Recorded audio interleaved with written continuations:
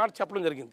అంతేగాని మీరు వచ్చేసరికి ఒకటి ఉంది తప్ప ఎక్కడ మీరు వెళ్ళిపోయి అంతా ఎంక్వైరీ చేసి చూడండి. ఎక్కడన్నా నీకు వన్ సైడ్ ఉంది ఈ ఊర్లో, ఇంకా నీకు ప్రతి ఊర్లో నేను తిరిగిన గోపాలపురంలోనే మాకు అది లేదు అడిగోరు, ఎవరు అడగలేదు. ఇప్పుడు నిన్న పొద్దున నిన్న మొదలెట్టడం జరిగింది. వాళ్ళు సాయంత్రం తిరుగుతున్నా, రేపు సాయంత్రం ఊరు అయిపోతుంది. కానీ అయినా ఎక్కడ లేదండి. ఆ గ్రామం లేకపోవచ్చు, మరి మన సమస్య కదా అని చెప్పండి. అంటే మేము హోమ్ మినిస్టర్ గారితో కూడా మాట్లాడాం.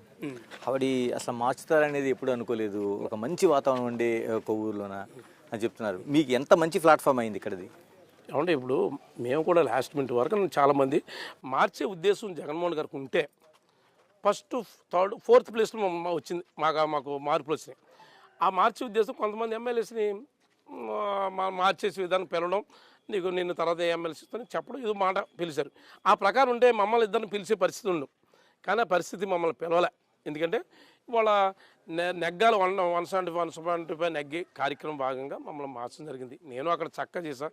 నేను వచ్చేస్తే ఇక్కడ ఫోన్ చేసి మా ఎమ్మెల్యే గారు మంచి వ్యక్తి అండి, వీళ్ళందరికీ మీరు అడగండి, మంచి వ్యక్తి మా ఎమ్మెల్యే నెగ్గించాలి అందరూ ఫోన్ చేసి చెప్తున్నారంట. నాకు తెలియదు కానీ నాకు చెప్తున్నారు. ఆ విధానంలో ఉందండి. మీరు తిరుగుతున్నారు కదా, ప్రజల నుంచి ఎలాంటి రెస్పాన్స్ వస్తుంది మీకు?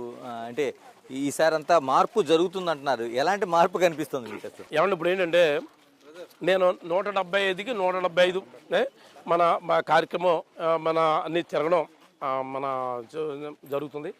గతంలో నేను అక్కడ 1 year బ్యాక్ గడపడ కంప్లీట్ చేశాను. అక్కడ నేను అప్పుడు చూసినప్పుడు సమస్యలు కొన్ని అడుగుతుండరు, వాస్తవం అడుగుతాం. కానీ ఇక్కడైతే నేను చూసింది ప్రతిదీ పర్టికులర్ ఈ గ్రామంలో తిరిగిన ప్రకారం చూస్తే నాకన్నా ముందుగానే నాయకులు ఫాస్ట్గా ఇళ్ల స్థలాలు కానీ మన అన్ని పథకాలు రావడం కూడా చాలా పర్ఫెక్ట్గా ఉన్నాయి.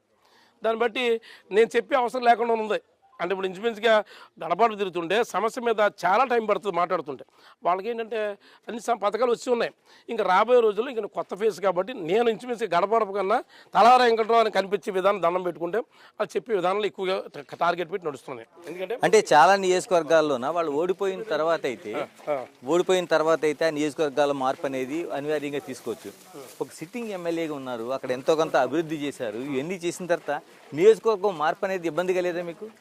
ఏమంటే ఇప్పుడు నేను జగన్మోహన్ గారు పార్టీ అంటే అధికారం చేపట్టిన నేను ఒక ½ an hourలో ఆయన బయటకు వచ్చినమంటే నేను ఆయనతో పాటు వచ్చాను. నేను అప్పుడు లెదర్ ఇండస్ట్రీలో స్టేట్ డైరెక్టర్ చేస్తున్నాను. నేను రాజశేఖర్ గారు 99లో మా మిస్సెస్కి సీట్ ఇచ్చారు. ఆ రోజు నేను ఆ రోజు తప్పుకున్నా. 2004 పోరాటం సీట్ల కోసం తిరగడం. కాంగ్రెస్ పార్టీలో మనకు తెలుసు కదా, కాంగ్రెస్ పార్టీలు అంటే ఒక పెద్ద నేషనల్ అది. దానిలో తిరిగే టైంలో జగన్మోహన్ గారు నా అభిమానం. అప్పటి నుంచి నేను 2003, 2002 నుంచి కూడా జగన్ వైఎస్ యువసేన అని చెప్పేసి జగన్మోహన్ గారికి ఆ రోజుల్లోనే ప్రతి సంవత్సరం నేను బర్త్డే చేయడం.